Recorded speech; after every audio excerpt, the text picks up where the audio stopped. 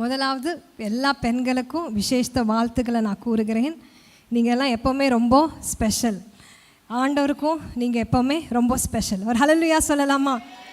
இன்னும் உங்களை ஆசீர்வதிப்பார், இன்னும் மேன்மையான காரியத்தை உங்கள் வாழ்க்கையில் செய்வார். இந்த தருணத்தை கொடுத்த போதகருக்கும் ஆண்டவருக்கும் நான் நன்றி செலுத்துகிறேன். இப்போ கூட சில பெண்களை குறித்து அவங்களோட ஸ்பெஷல் கேரக்டர்ஸை நம்ம பார்க்கலாம். குட்டியான செய்தி தான், பெரிய செய்தியில். உலகத்தில் பெண்களை மதிக்கிறாங்கன்னா ஒரு காரியத்துக்காக அதிகமாக மதிப்பாங்க. என்னென்னா அவங்களோட தாய்மை. ப்ரெக்னெண்ட்டாக இருக்கும் போதே என்ன பண்ணிடுவாங்களே, அவங்க அப்படி தாங்குவாங்க. யாரோ நம்மளுக்கு தெரியவே தெரியாது, நம்ம பஸ்ஸில் போனால் என்ன பண்ணுவாங்க, இடத்த கொடுப்பாங்க. அப்போ அந்த தாய்மைக்கு அவ்வளோ இந்த உலகம் மதிப்பும் மரியாதையும் செலுத்துகிறவங்களாக இருக்கிறாங்க. நம்ம வேதத்தில் ஒரு சிறந்த ஒரு தாய் இருந்தாங்க. மேபி என்னை பொறுத்த வரைக்கும் அவங்க சிறந்தவங்களாக இருந்திருப்பாங்க. அவங்கள பற்றி நம்ம பார்க்கலாம். முதலாவது அவங்க யாருன்னு பார்த்தீங்கன்னா, மோசே, ஆரோன், மிரியம் ஓட தாயார் ஏகபத்தாக இருந்தாங்க. அவங்க பார்த்திங்கன்னா மோசே, மிரியம், ஆரோன் உங்கள் எல்லாருக்குமே தெரியும். மோசே எப்படி இருந்தார், ஒரு பெரிய ஒரு லீடராக இருந்தார். லட்சக்கணக்கில் அந்த ஜனங்களை, இஸ்ரவேல் ஜனங்களை வழி நடத்துகிறவராக இருந்தார். ஆரோன் மட்டும் சிறுசில்ல, அவர் என்னவாக இருந்தார், முதல் ஆசாரியனாக இருந்தார்.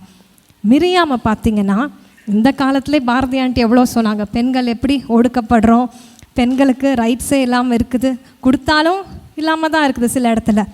அந்த காலம் கிட்டத்தட்ட 4000-5000 இயர்ஸ்க்கு முன்னாடியே மிரியம் ஒரு கிரேட் லீடராக இருந்தாங்க. பெண்கள் மத்தியில் ஒரு பெரிய லீடராக இருந்தாங்க. அவங்களோட சகோதரர் கூட சேர்ந்து அந்த பெரிய அந்த ஜேர்னி, அந்த இஸ்ரவேல் ஜனங்களை விடுவிக்கிற ஒரு பணியில் அவங்களும் கை கொடுத்தாங்கன்னு நம்ம பார்க்குறோம். அது மாத்திரம் இல்லை, மிரியாம் ஒரு நல்ல ஒரு ஆராதனை வீராங்கனி. நம்ம யாத்ராகமத்தில் வாசிக்கும் போது சில பாடல்கள், மிரியாம் எழுதின பாடல்களை நம்ம பார்க்குறோம். அப்போது இந்த பார்த்திங்கன்னா, இந்த 3 கிரேட் லீடர்ஸ், சாதாரண லீடர்ஸ் இல்லை, எப்படியா 3 கிரேட் லீடர்ஸ். மோசே போல் எந்த லீடரையும் நம்ம பார்த்ததில்ல. ஆரோன் பார்த்திங்கன்னா சொன்னது போல் ஃபஸ்ட் ஆசாரியன். மிரியாம் பார்த்திங்கன்னா அந்த அத்தனை ஜனங்களையும் அவளும் என்ன பண்ணுறா, கூட கை போட்டு அவங்க சகோதரனோட ஒத்துழைக்கிறா. அப்போது இந்த 3 சிறந்த தலைவர்களை வழி நடத்தினது, பெற்றெடுத்தது அந்த தாயாரோட இன்புட்ஸ் இருந்திருக்காதுங்களா? சொல்லுங்கள் பார்க்கலாம். கண்டிப்பாக இருக்கும். அந்த தாயார் என்ன பண்ணியிருப்பாங்க, மோசையை பற்றி வாசிக்கும் போது, யாத்ராகமம் 2ஆம் அதிகாரத்தில் வாசிக்கும் போது மோசையை பார்க்குறாங்க. பார்த்து அழகாக இருக்கிறான்னு என்ன பண்ணுறாங்க, ஒரு பெட்டிக்குள்ளே போட்டு ஒழிச்சு வச்சிடுறாங்க. அந்த தாயார் அழகை மட்டும் பார்க்கல, அந்த மோசே பேரில் இருக்கிற ஒரு பெரிய திட்டத்தை பார்த்துருக்குறாங்க. ஆரோன் பேரில் இருக்கிற பெரிய திட்டத்தை, மிரியாம் பேரில் இருக்கிற பெரிய திட்டத்தை பார்த்துருக்குறாங்க. நாம் கூட இன்றைக்கி வந்திருக்கிற நம்ம தாயாராக இருக்கிற ஒவ்வொருவரையும் பார்த்து பேசுகிறேன்.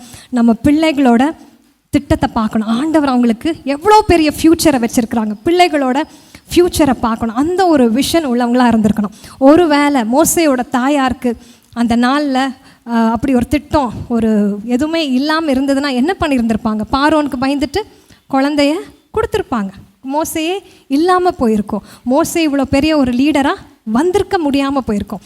அதனால் அந்த தாயாரோட அந்த ஒரு ஸ்பெஷல் கிஃப்ட், அவன் மோசையோட ஃப்யூச்சரை பார்த்தாங்க. 3 பிள்ளைகளோட ஃப்யூச்சரை பார்த்தாங்க. ஏதோ ஒரு பிள்ளைய அவங்க வளர்த்தி விடலை, பெற்ற 3 பிள்ளைகளையும் அழகாக வளர்த்தி விட்டாங்க. 3 பேரும் சிறந்த லீடர்ஸாக எழும்பினாங்க. இப்போ சில சமயம் நம்ம வீட்டில் பார்ப்போம், சின்னதுலலாம் ஒன்றா தான் இருப்பாங்க, வளர்ந்துட்டா பிரிவினைகள், பிரச்சனைகள் எல்லாமே இருக்கும். ஆனால் இந்த 3 பேர் பார்த்திங்கன்னா ஒற்றுமையாக ஒரு மிஷனை அக்கம்ப்ளிஷ் பண்ணாங்க. ஒரு ஹல்லேலூயா சொல்லலாமா? 3 பேரும் இணைந்து அந்த இஸ்ரவேல் ஜனங்களை அழகாக வழி நடத்தி வந்தாங்க. அந்த 3 பேரும் சேர்ந்து தான் செஞ்சாங்க ஒழிய இவங்களுக்குள்ள பிரிவினைகள் வரவில்லை. அதை என்ன சொல்கிறது, சின்னதுலேருந்தே அவங்க அம்மா என்ன பண்ணியிருப்பாங்க, ஊட்டி வளர்த்திருப்பாங்க. நீங்கள் அடிமைகளாக இருக்கிறவங்க கிடையாது, நம்ம ஒரு நாள் விடுவிக்கப்படுவோம், ஆண்டவர் நமக்காக இருக்கிறார்ன்ற என்ன பண்ணியிருப்பாங்க. அவங்க அம்மா சின்னதுலேருந்து வளரும் போது அவங்க சொல்லி வளர்த்திருப்பாங்கலாம் இருக்கும். கண்டிப்பாக அப்படி தான் வளர்த்திருப்பாங்க. அதே போல் நம்ம பிள்ளைகள்கிட்ட ஒவ்வொரு நாளும் நீ பெரியவனாக வருவ, நீ பெரிய ஆளாக வருவ, ஆண்டவர் வந்து உன் வாழ்க்கையில் பெரிய காரியத்தை செய்வார்னு ஆண்டவர் வைத்திருக்கிற திட்டத்தை, நன்மைகளை நம்ம என்ன பண்ணணும், ஒவ்வொரு நாளும் நம்ம பிள்ளைகளுக்கு சொல்லி சொல்லி வளர்க்கும் போது ஆட்டோமேட்டிக்காக பிள்ளைகள் பெருசாகும் போது அவங்களும் இதே போல் பெரிய லீடர்ஸாக ஆண்டவருக்காக எழும்பி பிரகாசிக்கிறவர்களாக மாறுவாங்க. ஹல்லேலூயா. இப்போ நம்ம 2 பேரை பற்றி பார்த்துருக்கோம். யார் யார்? மோசேவோட தாயார், 2வது மிரியாமையும் பார்த்தோம்.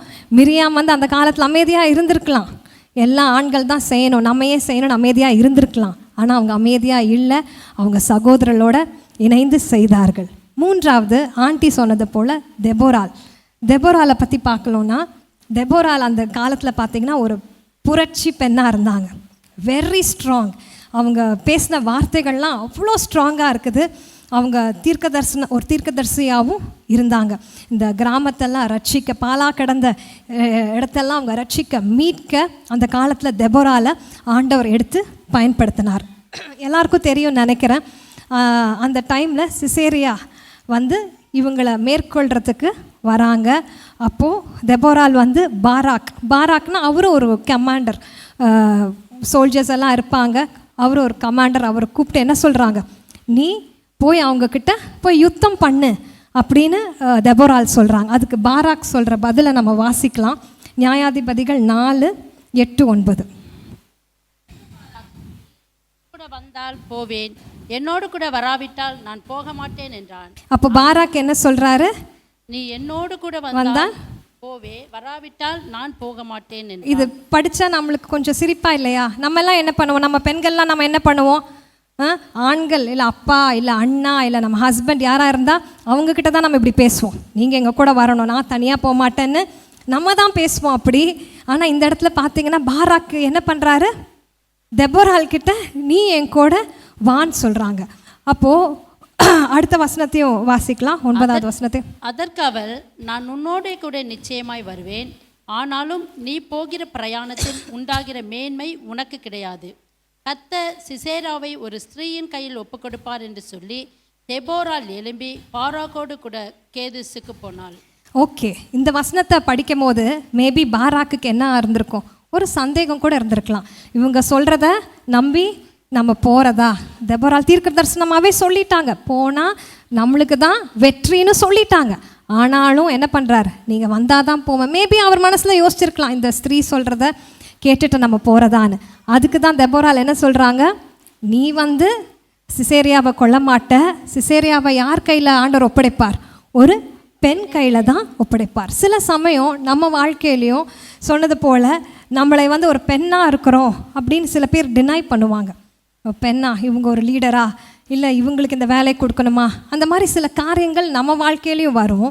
ஆனால் அந்த இடத்துல வேறு யாரும் நம்மளை வைக்கல, யார் நம்மளை அந்த இடத்துல வைத்திருக்கிறார், ஆண்டவர் தான் வைத்திருக்கிறார். அப்போ ஆண்டவர் நம்மளை அந்த இடத்துல வைக்கும் போது எல்லா காரியத்தையும் நம்மளைய கொண்டு அழகாக செய்து முடிக்க வல்லவராக இருக்கிறார். ஹல்லேலூயா சொல்லலாமா? அதே மாதிரி தான் தெபோரா சொன்னது போல் அதே மாதிரி தான் நடந்தது. நியாயாதிபதிகள் 4:21 படிங்களேன். பின்பு ஏபேலின் மனைவியாகிய யாகேல் ஒரு கூடார ஆணியை எடுத்து தன் கையிலே சுத்தியை பிடித்து கொண்டு மெல்ல அவன் அண்டையில் வந்து அவன் நெற்றியிலே அந்த ஆணியை அடித்து போட்டாள். அது உருவி போய் தரையிலே புதைந்தது.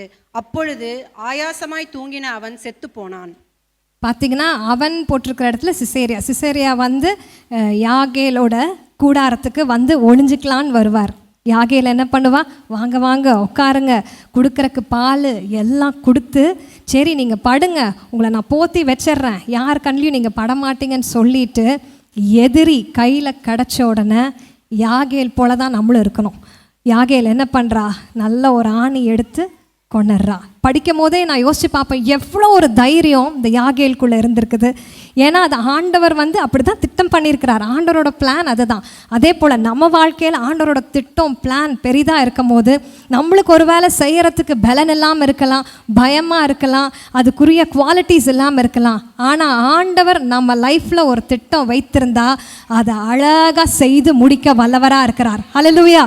நீங்கள் அதை கொண்டு பயப்படலாம், நீங்கள் அதை கொண்டு சந்தேகிக்கலாம், நீங்கள் அதை கொண்டு யோசிக்கலாம், இப்படிலாம் நடக்குமா, என்னால் செய்ய முடியுமான்னு யோசிக்கலாம். ஆனால் ஆண்டவர் உங்களுக்கு வைத்திருந்தா உங்களை வைத்து தான் செய்வார். ஹல்லேலூயா. அதே போல் யாகேல் வாழ்க்கையில் ஆண்டவர் அப்படி செய்தார். திட்டம் பண்ண மாதிரி, தீர்க்க தரிசனம் சொன்ன மாதிரி யாகேல் அந்த சிசேரியாவை கொன்னுடுறாங்க. இப்போ இதுலேருந்து நம்மளுக்கு என்ன தெரியுது? இந்த பாராக் ஒரு வேளை தெபோரால் சொன்னதை கேட்டுட்டு போயிருந்தாருன்னா என்ன ஆயிருக்கும்? பாராக் கையில் சிசேரியாவை ஆண்டவர் கொடுத்துருப்பார். கேட்கல. ஆனால் தெபோரால் சொன்னது போல் தெபோராலோட தீர்க்க தரிசன வார்த்தை இந்த இடத்துல பார்க்கும்போது அழகாக நிறைவேறிடுது. யாகேலுக்கு கொடுத்த தைரியம் நமக்குள்ளேயும் இருக்குது, நமக்குள்ளே இல்லாமல் இல்லை. அது கரெக்டான டைம் ஆண்டவர் அதை ஆப்ரேட் பண்ணுவார். நம்ம ஆண்டவர் பாதத்தில் ஒவ்வொரு காரியத்தையும் கொடுத்து நம்ம ஜெபிக்கும் போது ஆண்டவர் நம்மளை எல்லா காரியத்துலையும் வழி நடத்தி வரத்துக்கு அவர் வல்லவராக இருக்கிறார். கடைசியாக ஹல்லேலூயா சொல்லலாமா? கடைசியாக எஸ்தரை பற்றி பார்க்கலாம். எஸ்தரை பற்றி எல்லாருக்குமே தெரியும். அநேக டைமில் நம்ம எஸ்தரை பற்றி படிச்சிருக்கிறோம். எஸ்தர்கிட்ட ஒரு ப்ரேயர் இருந்தது, ஒரு பவர்ஃபுல்லான ப்ரேயர் இருந்தது. அதை தான் நான் சொல்லுவேன். நிறையா வேலையில் நம்ம சோர்ந்து போயிடுறோம். சூழ்நிலைக்கு மேலே சூழ்நிலை, காசு இல்லைன்னா போய் ஜாம் பண்ணுறக்கே சோர்ந்து போயிடும். சில சமயம் பலவீனம் இல்லை, வீட்டில் பிரச்சனை, சண்டை, எதுவாக இருந்தாலும் நம்ம என்ன பண்ணிடுறோம்? ஈஸியாக நம்ம என்ன பண்ணிடுறோம்? சோர்ந்து போயிடுறோம். நம்மளுக்கெல்லாம் சொல்லுவாங்க ஜெபம் பண்ணுங்க, நம்ம என்ன பதில் சொல்லுவோம்? எத்தனை ஜெபம் பண்ணுறது, ஆண்டவர் கேட்கவே மாட்டேங்கிறார். நம்ம ஈஸியாக நம்ம சொல்லிடுவோம். ஆனால் இந்த எஸ்தரோட வாழ்க்கையில் பார்த்தீங்கன்னா எஸ்தரோட ஜீவனுக்கே அந்த இடத்துல ஆபத்து. நம்ம எல்லாருக்கும் அந்த கதை தெரியும். எஸ்தரோட ஜீவனே போயிடும். ஏன்னா யூதர்களெல்லாம் கொண்டு போட்டுருணுன்னு லா வந்துருச்சு. எஸ்தருக்கும் அங்கே என்ன சொல்கிறது, அஷ்யூரிட்டியே இல்லை. அந்த சமயத்தில் எஸ்தர் என்ன பண்ணுறாங்க? தான் கூட்டத்தெல்லாம் கூப்பிட்டு ஃபாஸ்ட் பண்ணி உபவாசித்து ஜெபிக்கிறாங்க. அந்த உபவாசித்து ஜெபிக்கும் போது அவங்களுக்கு ஒரு தைரியம் கிடைக்கிது. போய் நின்று என்ன சொல்கிறாங்க?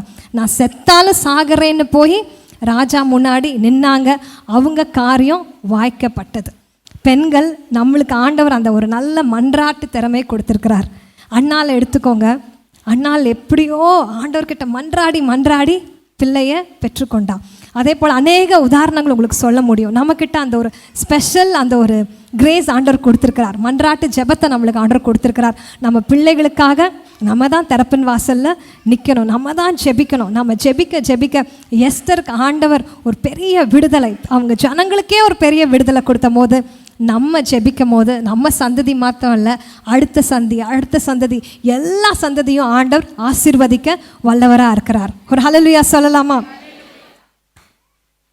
இன்னும் நீங்கள் எவ்வளோ ஸ்பெஷல்னு சொல்கிறதுக்கு ஒரு வசனத்தை நம்ம வாசிக்கலாம். நீதிமொழிகள் 18:22. ஆனால் வாசிக்கிறீங்களாண்ணா? மனைவியை கண்டடைகிறவன் நன்மையானதை கண்டடைகிறான், கர்த்தரால் தயையும் பெற்றுக்கொள்கிறான். பார்த்தீங்கன்னா என்ன எழுதியிருக்குது? மனைவியை கண்டடைகிறவன் நன்மையை கண்டடைகிறான். அப்போ நம்மெல்லாம் யாரு? வாய் திறந்து சொல்லுங்களேன், சத்தமாக சொல்லுங்களேன். நம்மெல்லாம் நன்மைகள். சொல்லுங்கள், நம்மெல்லாம் நன்மைகள். அப்போது நம்ம ஹஸ்பண்டுக்கு நம்ம எப்படி இருக்கோம்? நன்மையாக இருக்கிறோம். நன்மையை பெற்றுக்கொண்டவங்கெல்லாம் ஒரு ஹல்லேலூயா சத்தமாக சொல்லுங்கள் பார்க்கலாம். ஐயோ இது பத்தாது, நல்லா சொல்லணும். இன்னொரு தடவை சொல்லுங்களேன். ஓகே. இப்போ நம்ம கல்யாணம் ஆன பிறகு அங்கே போய் நம்ம நன்மையாக இருக்கிறோம். ஆனால் கல்யாணத்துக்கு முன்னாடி இந்த வசனத்தை வச்சு பார்த்தா நம்ம எங்கே நம்ம நன்மையாக இருக்கிறோம்? நம்ம பெற்றோர்களுக்கு நம்ம நன்மையாக இருக்கிறோம். சில சமயம் நான் பார்த்துருக்கேன், சில பேர்த்துக்கு பெண் குழந்தை பிறந்தால் ரொம்ப அதை அவங்க கஷ்டமாக நினைப்பாங்க. அது ஒரு மாதிரி அவங்க வெக்கமாக நினைப்பாங்க.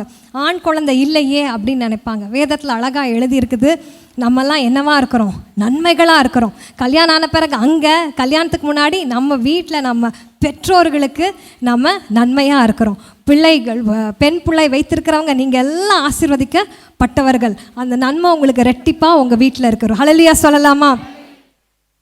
ஆண்டவர் இந்த உலகத்தை சிருஷ்டிக்கும் போது ஆதாமை சிருஷ்டித்து அப்படியே விட்டுருந்துருக்கலாம். ஆனால் என்ன பண்ணார்? ஏவாளை சிருஷ்டித்தார்.